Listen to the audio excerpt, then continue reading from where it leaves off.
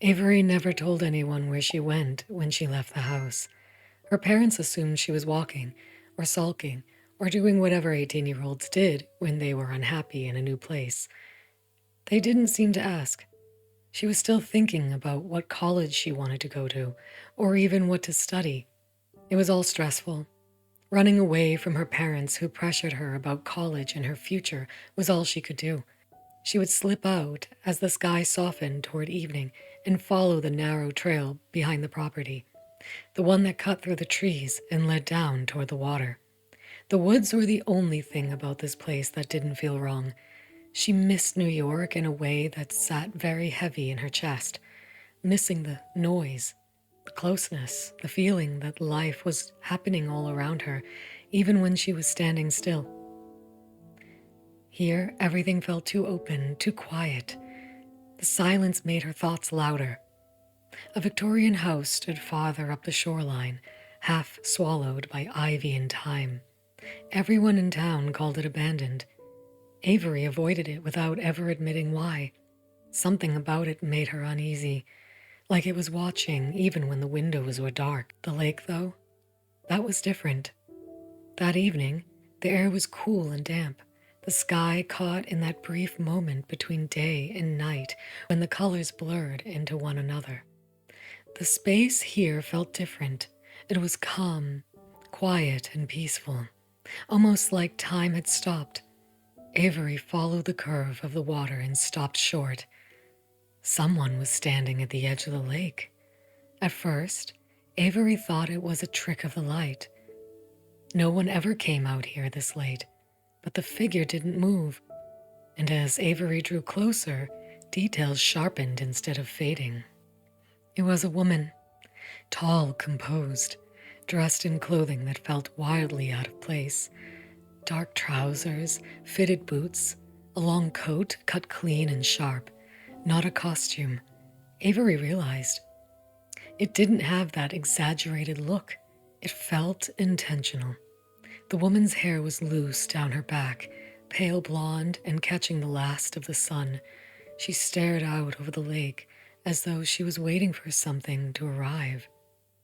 Avery hesitated. She should leave.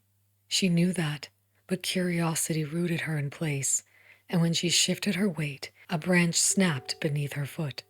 The woman turned. Her face was calm, unreadable, but her eyes sharpened as they met Avery's. She looked older, mid-20s, but there was a kind of confidence in the way she held herself that made Avery suddenly aware of her own slouch, her hands shoved into her jacket pockets. "Who are you?" "You shouldn't be here," the woman said. Her voice wasn't harsh. It was steady, certain. Avery swallowed. "Sorry, I just moved here a few weeks ago." The woman studied her openly now, her gaze lingering on Avery's jeans and jacket, her sneakers, the way she carried herself. "What curious clothes," she said. "They resemble menswear, but nothing noble. Where did you move from?" Avery let out a short, surprised laugh. "Noble? Sorry, I forgot my tux at home," she sarcastically replied, but the woman didn't laugh. Avery tried to clear the silent stare she got and continued. "This is just normal clothing. Not sure what you're expecting." The woman tilted her head slightly, as if filing that away. "I see." She turned back to the water, her attention drifting once more to the lake. Avery had the strange feeling that the woman was waiting for someone. "Do you live nearby?" Avery asked. "Yes." "Where?" Avery lowered her brow, wondering how that was possible since the closest house was abandoned. "I told you, I live near here. My home is just on the other side of this road." "The old abandoned one that I passed by?" Avery asked. "Abandoned? That house is not abandoned." The woman turned to look fiercely at the girl, her eyes sharpened. "Sorry, I didn't mean to offend you. I just didn't think anyone was living in that old rundown place." Avery shrugged, holding up her hands in defense. The woman's voice rose louder. How dare you? My home is not run down.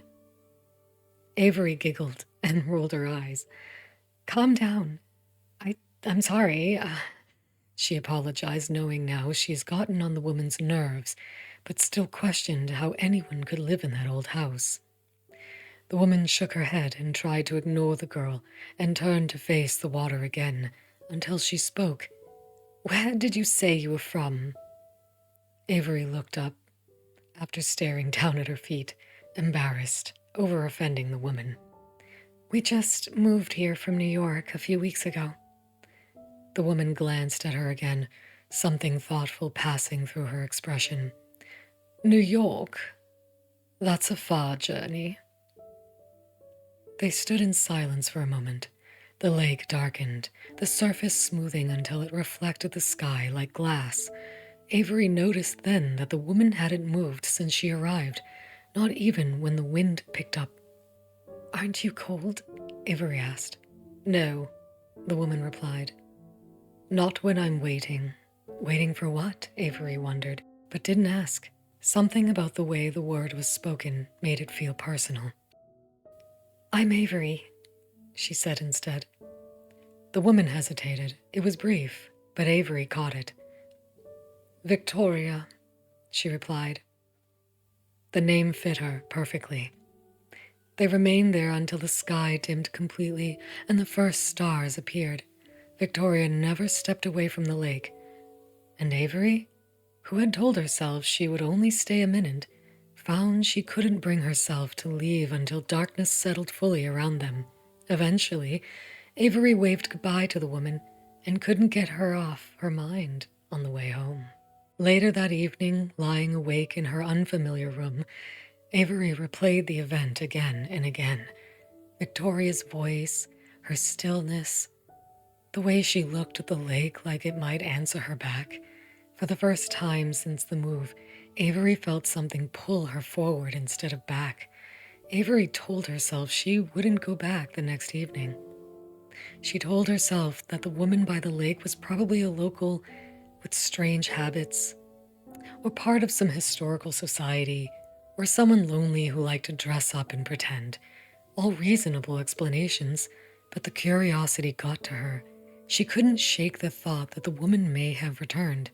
By the time the sky began to dim, Avery was already pulling on her jacket. And there, by the crystal shimmering lake, Victoria stood again. She was in the same place as before, near the water's edge, her posture unchanged, her gaze fixed across the lake, as if the world might open for her if she waited long enough. You came back, Victoria said, turning slightly. Yeah, I just needed to get some air. They both seemed to understand that wasn't the truth. Victoria smiled then. I had hoped. They spoke more easily this time, about small things at first, the weather, the water, the way the lake looked different depending on the light. Victoria listened intently, as though Avery's words mattered more than she let on, and when she spoke, her voice carried a gentle confidence that made Avery lean in without realizing she was doing it. At one point, Victoria reached for Avery's hand. The touch was deliberate, very slow and passionate, as if asking permission without words. Avery froze for half a heartbeat, then let it happen. Victoria lifted her hand, turning it slightly, studying it as though it were something precious. Then she pressed her lips to Avery's knuckles. The kiss was light, polite by Victorian standards, but it sent heat rushing straight to her face. You're very beautiful, Victoria said quietly. Avery laughed, flustered. Thank you, but I think I'm pretty average. I know enough, Victoria smiled with a gentle reply. My eyes don't lie. Avery looked away, cheeks burning. No one had ever spoken to her like that before. They sat together on a fallen log as the sky darkened. their shoulders close. Eventually, Victoria spoke again, her voice lower. "I'm waiting for someone," she said. "A woman." Avery's heart skipped. Victoria glanced at her, measuring her reaction. "She must not be spoken of," Victoria continued. "Not here, not anywhere. She promised me she would take her boat to meet me here by the lake in her letters a few months ago. I've been waiting ever since." Avery nodded quickly. "I won't tell anyone." But then she wondered why she didn't just call her. Who still wrote letters these days? Victoria's gaze softened. "I thought perhaps you were like me."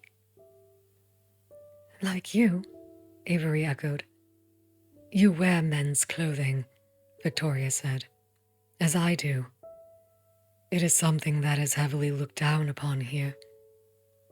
I'm not sure how it is in New York, but this place, people will talk.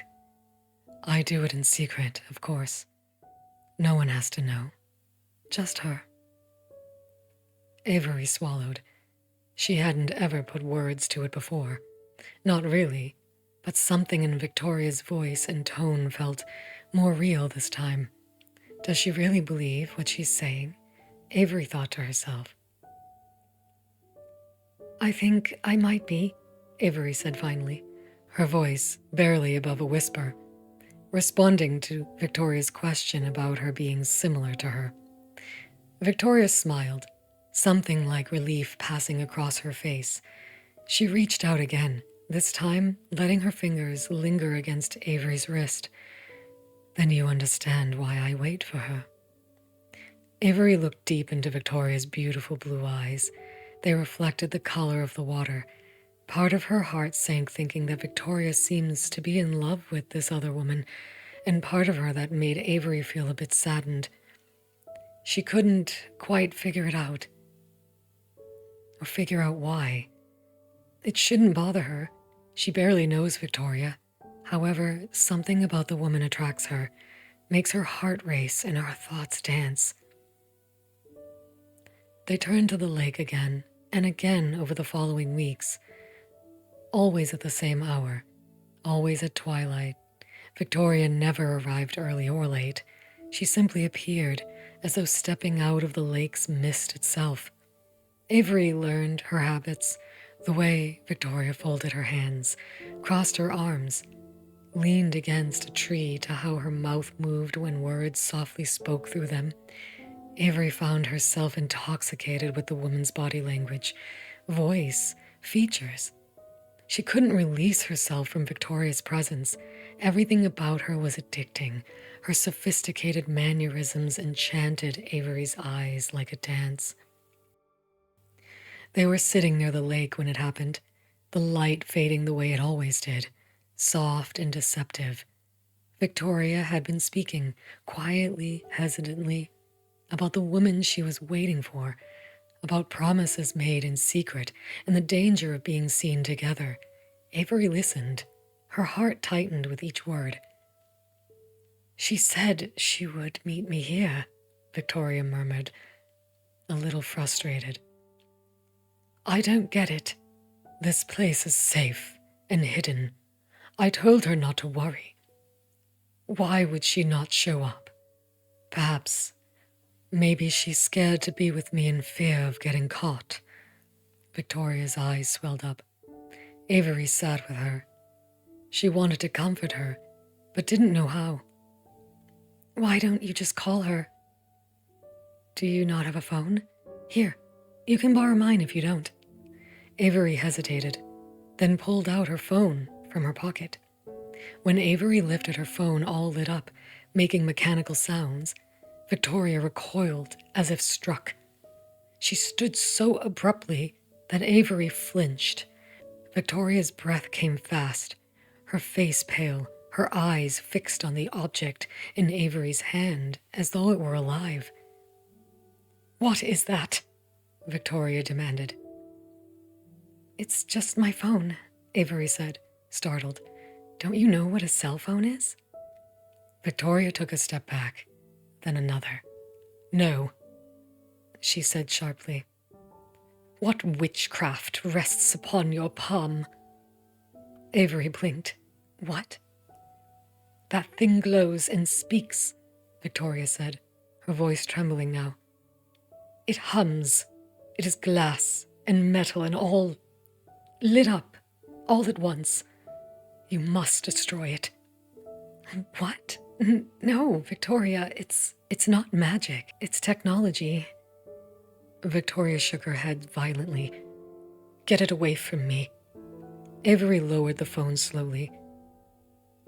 Wait, you can't be serious, she said. What year do you think it is? Victoria stared at her. It's the year 1845, obviously. Avery let out a short, disbelieving laugh before she could stop herself. No, it's 2026. The words hung between them. Victoria's expression shifted, not to anger, but to something deeper. Fear, a kind of vertigo. She pressed a hand to her chest as if steadying herself. You mock me, she said faintly. I'm not, Avery said quickly. I swear I wouldn't lie to you.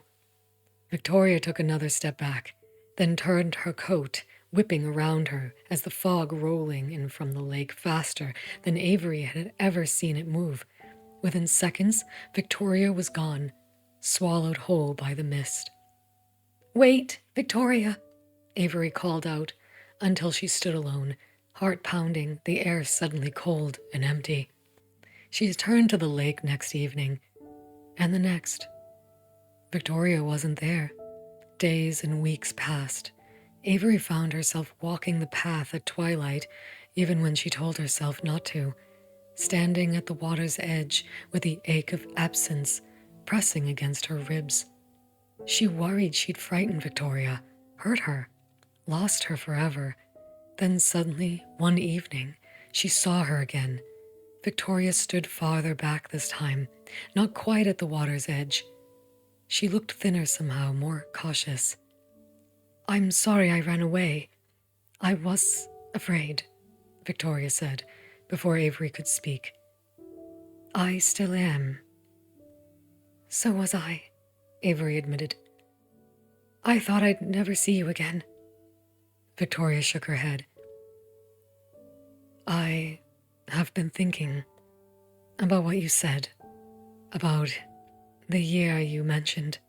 Avery took out her phone again, but slowly this time, holding it low, visible. May I? Victoria hesitated, then nodded.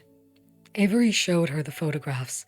The Victorian house nearby, its roof caved in, its windows broken, vines climbing the walls like a slow surrender.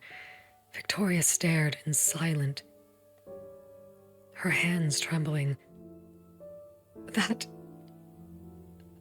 is my home, she whispered. But how? I just came from it. It's not like this at all. Not in my time, Avery said gently. I think you're from the past. Victoria shook her head, but her certainty was gone now. I once read in a story, she said, about time folding in on itself. It was nonsense, a fantasy, of course. Maybe this place isn't, Avery said. Maybe just this patch of land is, caught between something. Victoria's gaze drifted toward the lake. Then she would never find me here. This place is cursed in time, she said softly, because technically, when I'm here, I'm with you in your time, no? They stood together in silence, the truth settling slowly. Avery then broke the silence. I assume she may have come to find you, but when she came by her boat, maybe she didn't see you standing at this spot because it's open to my current time, like a portal.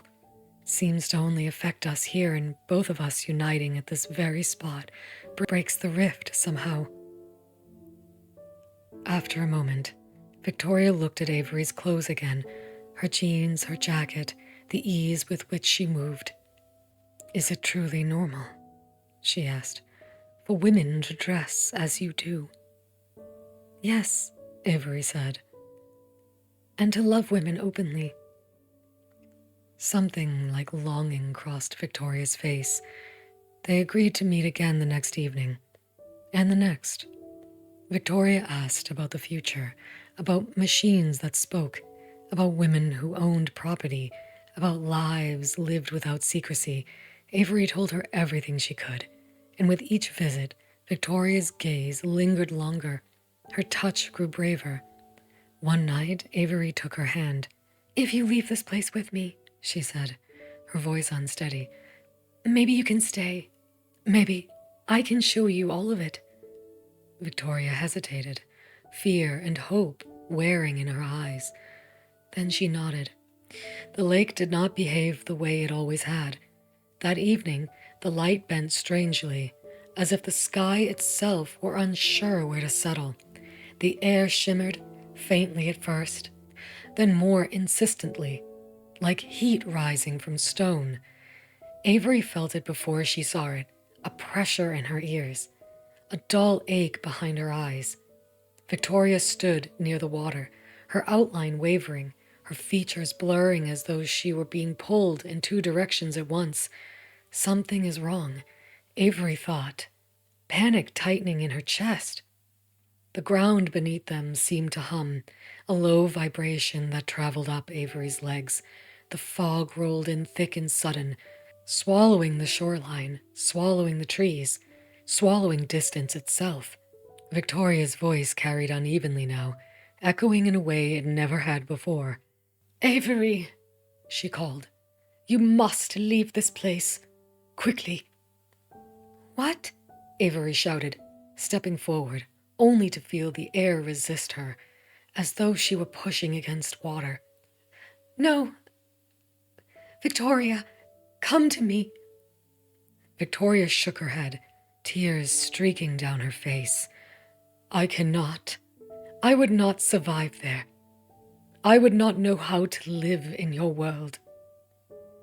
"I don't care," Avery said, her voice breaking. "We'll figure it out together." The lake rippled violently, the surface distorting like glass under pressure. Victoria's form flickered, fading, returning, her voice now layered with echoes of itself. "This place is breaking," Victoria cried. "If you stay, you may lose everything. Your family, your life. This portal may never open again." Avery didn't hesitate. She ran. She ran toward the woman who had waited her entire life for someone to show up, toward the woman who had kissed her hand like it mattered, toward the quiet, deliberate love that had found her when she wasn't looking for it. She reached for Victoria and wrapped her arms around her, holding on as though letting go were no longer an option. Victoria cupped Avery's face, her hands trembling. "Are you certain?" she asked, her voice raw with fear and hope intertwined. "You would leave all that you know?" Avery nodded, pressing her forehead to Victoria's.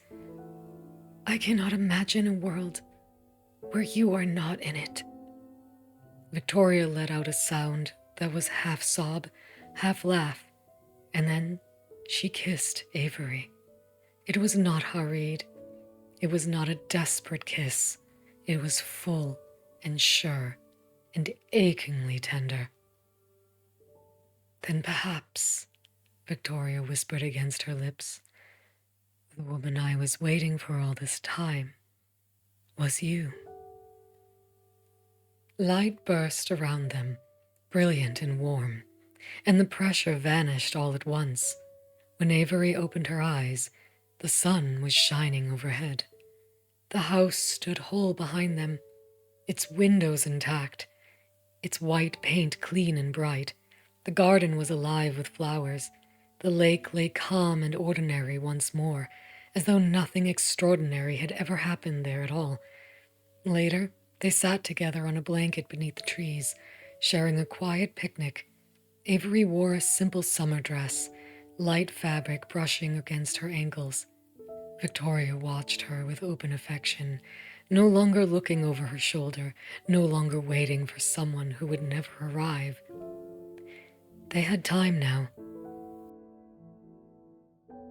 In another year, in another world, the Victorian house remained a ruin, somewhere in the distant future. When tourists passed by it, without knowing why the place felt strange, why the air near the lake seemed heavy and with memory. Inside, hidden from view, there was a painting on the wall. Two women stood locked in each other's arms, their expressions soft and certain, captured forever in the moment they chose one another. Thank you for joining me. I really hope you enjoyed this story. There's plenty more to come, and many others. Please hit the like button down below, and subscribe if you would like to listen to more of my stories. I feel very happy to share them with you, and there's many more just like this. Thank you again, and I hope to see you in the future.